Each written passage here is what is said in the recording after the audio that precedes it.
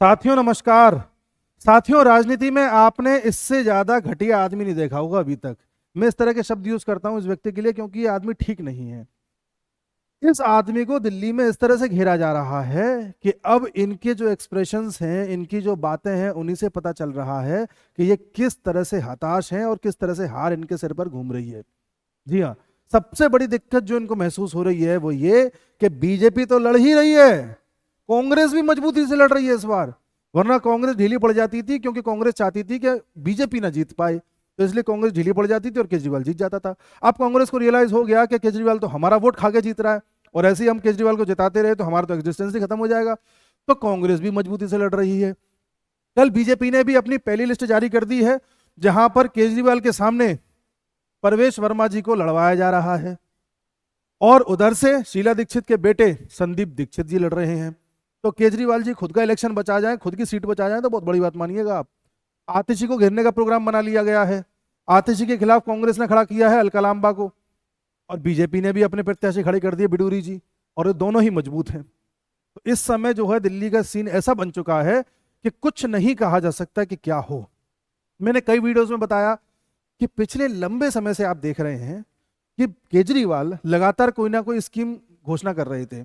कभी कहते हैं महिलाओं को 2100 रुपये देंगे, और इस बजट में इन्होंने क्या कहा था कि महिलाओं को 1000 रुपये देंगे।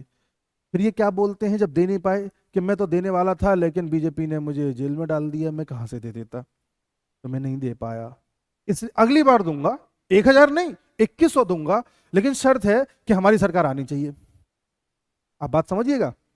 अब आप मुझे एक बात बताओ, आप सब लोग कॉमन सेंस लगाना और ये बताना कि किसी पत्रकार में हिम्मत हुई अभी तक उसने केजरीवाल से क्वेश्चन पूछा हो कि केजरीवाल ने आतिशी को सीएम क्यों बनाया। क्योंकि केजरीवाल को जब कोर्ट ने बेल दी थी तो ये कह करके भेजा था कि आप तो ना तो सीएम ऑफिस में जा सकते, ना किसी फाइल पे साइन कर सकते, ना कैबिनेट की बैठक बुला सकते, आप कुछ नहीं कर सकते। मतलब आप सीएम नहीं बने रह सकते, सीधी बात है। तो केजरीवाल को मजबूरी में इस्तीफा देना पड़ा, क्योंकि अगर केजरीवाल ही इस कुर्सी पे रहता तो जो छोटे मोटे काम जो भी कराने की कोशिश कर रहा है ये करा ही नहीं पाता। तो आतिशी को बना दिया। अब अगला जब चुनाव हो जाएगा तो केजरीवाल का सीएम बनेगा? नहीं बन पाएगा, क्योंकि सीएम बनने में वही अड़चन आएगी जो अभी आ रही थी। तो जब अगली बार सीएम नहीं बन पाएंगे और हो सकता है जेल भी जाना पड़ जाए दोबारा, फिर ये दोबारा बोल देंगे कि महिलाओं में पैसा नहीं दे पा रहा हूं क्योंकि मुझे तो जेल भेज दिया है जी, या मैं पैसा तो देना चाह रहा हूं लेकिन मैं सीएम ही नहीं हूं तो मैं कहां से दे लूं जी। तब महिलाएं क्या करेंगे? ये ठगने की योजना है। किसी न्यूज चैनल वाले की हिम्मत नहीं है जो केजरीवाल से ये पूछ ले कि आप ये बताओ, आप कह रहे हो कि अगली बार सीएम आप बनोगे तो कैसे बन जाओगे? वो कानूनी पेचीदगी जो आ रही है क्या वो दोबारा नहीं आएगी?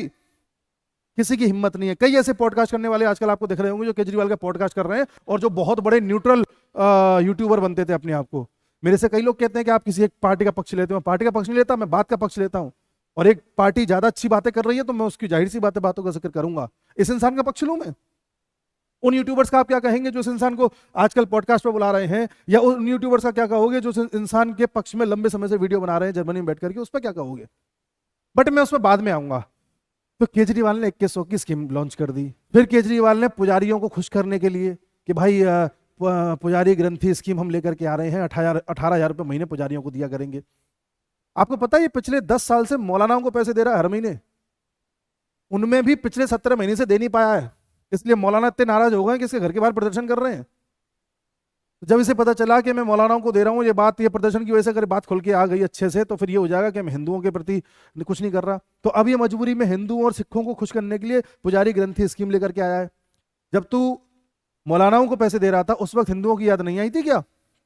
इससे कोई सवाल नहीं पूछता, कोई सवाल नहीं पूछता कि उस समय सिख की याद नहीं आई थी क्या? और इस समय क्यों आ रही है? क्योंकि इनको पता है कि इनके जो मुस्लिम वोट हैं वो भी इस बारे में नहीं पड़ने वाले, कांग्रेस में बट जाएंगे। इसलिए हिंदुओं का थोड़ा बहुत वोट मिल जाए, सिखों का वोट मिल जाए, इसलिए ये ले आओ। और जो ये फ्री फ्री फ्री इन्होंने चलाया था ना कि बसों में महिलाओं का जाना फ्री, महिलाओं से पूछो, दिल्ली वाली महिलाओं से, महिलाएं खड़ी रहती हैं, बस का इंतजार करती रहती हैं, डीटीसी की बस सामने आके निकल जाती है, क्योंकि डीटीसी की बस को पता है कि महिलाओं को बैठाएंगे तो ये पैसे नहीं देंगे, हमें घाटे में जाएंगे हम। पानी, जो पानी दिल्ली वालों को दिया जा रहा है, दिल्ली वालों से पूछना जो गरीब तबके के लोग हैं उनको पानी तो आ रहा है, लेकिन काले रंग का पानी आ रहा है, बिल्कुल सीवर लाइन का पानी। इतना घोटाला इन्होंने किया वहां पे। बिजली वाले ऐसे कई मिल जाएंगे जिनके बिजली के बिल 18,000 रुपये महीने, 10,000 रुपये महीने, 20,000 रुपये महीने तक आए हैं। समझ रहे हैं? स्कूल में एक भी स्कूल कोई बता दे दिल्ली वाला जो इस इंसान ने नया बनाया हो, एक भी नहीं बनाया।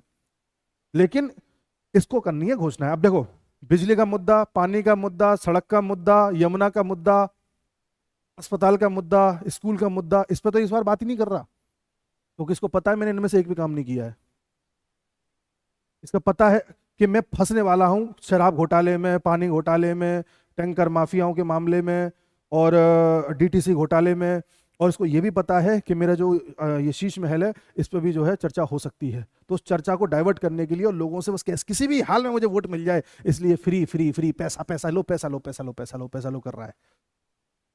तो जब तक ये इसने सारे अपने हाथ पैर फैला लिए, सभी घोषणाएं कर दी कि ये वहां से लड़ेगा, ये वहां से लड़ेगा, सभी के नाम डिक्लेयर कर दिए, जबकि ये सबसे लास्ट में नाम डिक्लेयर करता था। जानते हैं क्यों? क्योंकि फड़फड़ाहट है। इधर हमारे मोदी जी हैं। मोदी जी पहले देख रहे हैं कि तू कर ले, क्या करेगा कर ले जा। जब तो अपने सारे तीर चला ले, सारे अपनी भुजाएं खोल ले, उसके बाद फिर मैं खेल खेलूंगा। तो मोदी जी ने 2 दिन पहले खेल खेल दिया। मोदी जी ने क्या किया वो मैं आपको बताता हूं। पहले मैं आपको चीजें दिखाता हूं।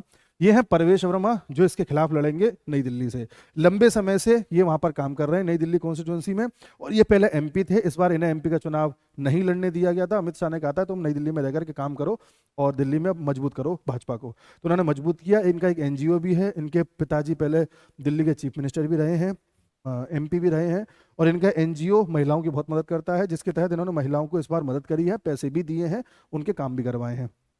इस पर केजरीवाल ने बोला है कि बीजेपी तो पैसे बंटवा रही है, तुम क्या कर रहे हो, ये 2100 की योजना क्या है, और तुम ये कह रहे हो कि हम सत्ता में आएंगे तो 2100 रुपए देंगे। भाई ऐसी कौन सी पार्टी कहती है कि हम जब सत्ता में आएंगे तब देंगे? तो विपक्षी पार्टी कहती है कि अगर हमें सत्ता में आए तो हम पैसे देंगे। तुम तो रूलिंग पार्टी तो पहले पैसे देती है। तुम अगर वास्तव में पैसे देने वाले हो तो किसी एक महीने की जो पैसा है अभी दे दो। अभी भी तो सत्ता में ही हो, अभी कौन सी आचार संहिता लागू हो गई? अगर तुम वास्तव में देने वाले हो तो अब दे दो। लेकिन ये सिर्फ बेवकूफ बनाने के काम है। अब आप कहोगे कि बीजेपी ने कौन से दे दिए? महाराष्ट्र में हुआ था इलेक्शन, बीजेपी ने फ्री जो पैसे दिए थे लाडली बहना योजना के तहत, वो पैसे चुनाव से पहले ही ट्रांसफर कर दिए थे। मध्य प्रदेश में भी चुनाव से पहले ही ट्रांसफर कर दिए थे। हालांकि उन कैश ट्रांसफर के खिलाफ हूं मैं ऐसी चीजों का समर्थन नहीं करता जिसमें फ्री में पैसे बांटे जाते हैं महिलाओं को या किसी को भी, क्योंकि इससे ठीक नहीं होता कुछ भी, अर्थव्यवस्था को कोई फर्क नहीं पड़ता, नेगेटिव और होती है। तो मैं इसके खिलाफ हूं, ये मेरा पर्सनल व्यू है। भले ही बीजेपी दे रही हो, गलत है तो गलत है। उसके बाद ये परवेश शर्मा लड़ेंगे अरविंद केजरीवाल के खिलाफ बीजेपी की तरफ से, और कैलाश गहलोत लड़ेंगे वहां से, वो तो कहीं और से लड़ेंगे। मैं बात कर रहा हूं रमेश बिडूरी की। रमेश बिडूरी लड़ेंगे आतिशी मारलेना के खिलाफ। तो आतिशी के खिलाफ रमेश बिडूरी हैं और अलका लांबा है। अलका लांबा को खड़ा किया है कांग्रेस ने।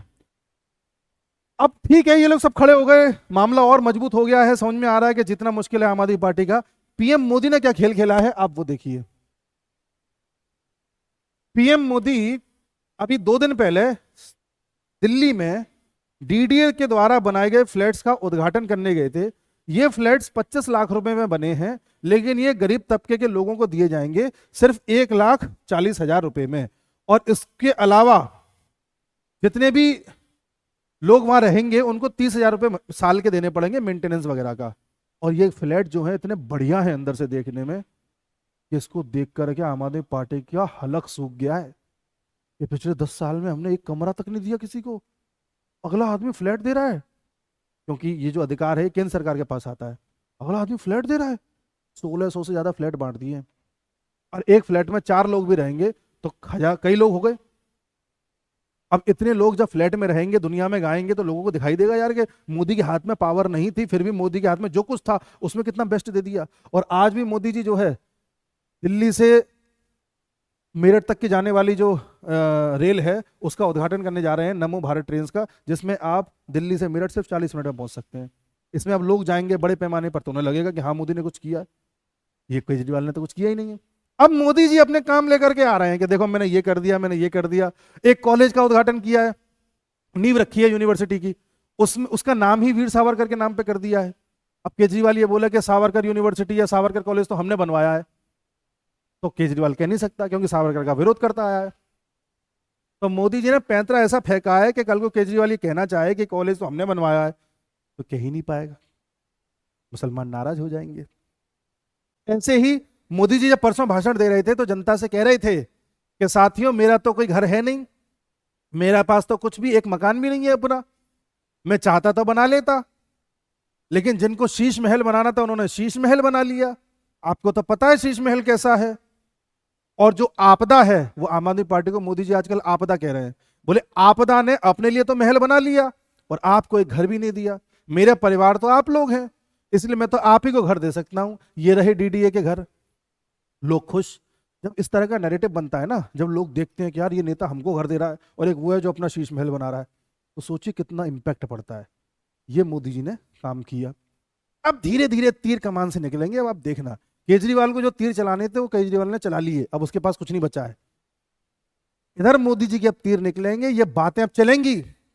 उधर आरएसएस लगी हुई है, ग्राउंड लेवल पर जाकर के लोगों को समझा रही है कि किस तरह से केजरीवाल आपको बेवकूफ बना रहा है, कोई पैसे नहीं देगा। और आरएसएस जन जन तक जाकर के जो नीचे तबके के लोग हैं उन्हें कन्विंस कर रही है कि अगर भाजपा आएगी तो आपको सब चीजें मिलेंगी। ऐसा नहीं है कि भाजपा आएगी तो पानी नहीं मिलेगा, पानी मिलेगा, साफ मिलेगा। पैसे की कोई गारंटी नहीं है, ये पैसे की गारंटी दे रहा है, हम आपको सुविधा दे सकते हैं। ये आरएसएस लगी हुई है। इस बार तो केजरीवाल ने आरएसएस के हेड मोहन भागवत जी को भी पत्र लिख दिया और ये कहा है कि मोहन भागवत जी, ये जो बीजेपी पैसे जिस तरह से बांट रही है, क्या आप इसका समर्थन करते हैं? मोहन भागवत जी, किस तरह से मोदी जी लोगों को लुभा रहे हैं, इसका आप समर्थन करते हैं? बीजेपी के मिसडीड्स को आप समर्थन करते हैं? इस तरह की बातें केजरीवाल जी उल्टा मोहन भागवत जी से कह रहे हैं। तुम तो आरएसएस को बिल्कुल भी नहीं मानते थे, तुम तो आरएसएस के खिलाफ थे, अब तुम आरएसएस को पत्र क्यों लिख रहे हो? ये आपकी झटपटाहट को बताता है। और बीजेपी पैसे नहीं बांट रही है, परवेश वर्मा ने पैसे बांटे, उनका एनजीओ बांटता है, सिर्फ दिल्ली में नहीं पूरे देश में बांटता है, उड़ीसा में भी बांटता है। और तुम तो बांट ही नहीं रहे, तुम तो वादा करके आए हो। पंजाब में 2022 में वादा किया था इन्होंने कि महिलाओं को पैसा देंगे, उनसे भी रजिस्ट्रेशन फॉर्म भरवा लिया था, आज तक एक पैसा नहीं दिया किसी महिला को। दिल्ली में भी यही किया है, वादा कर दिया है। 1,000 रुपये देने का वादा इस साल के बजट में ही कर दिया था, 2024 के बजट में कुछ नहीं दिया। उसी तरह से जो भगवंत मान है पंजाब के सीएम, यानी आम आदमी पार्टी है, उन्होंने पंजाब के किसानों को वादा किया था कि आप लोग आंदोलन मत करो, केंद्र सरकार आपको कुछ नहीं दे रही तो हम देंगे आपको सब्सिडी, हम आपके एमएसपी बढ़ाएंगे। आज जाके पूछो पंजाब के किस किसान की बढ़ाई है, जबकि जो एग्रीकल्चर है वो स्टेट का मैटर होता है। ये दोगलापन आप देखिए। और केजरीवाल का इस बार क्या हाल होना है असेंबली चुनाव में, आप वो देखना बस। और उन यूट्यूबर्स का दोगलापन भी देखना जो अपने आप को निष्पक्ष दिखाने की कोशिश करते हैं और कैसे केजरीवाल का आजकल पॉडकास्ट ले रहे हैं। आप देखते जाइए। नमस्कार।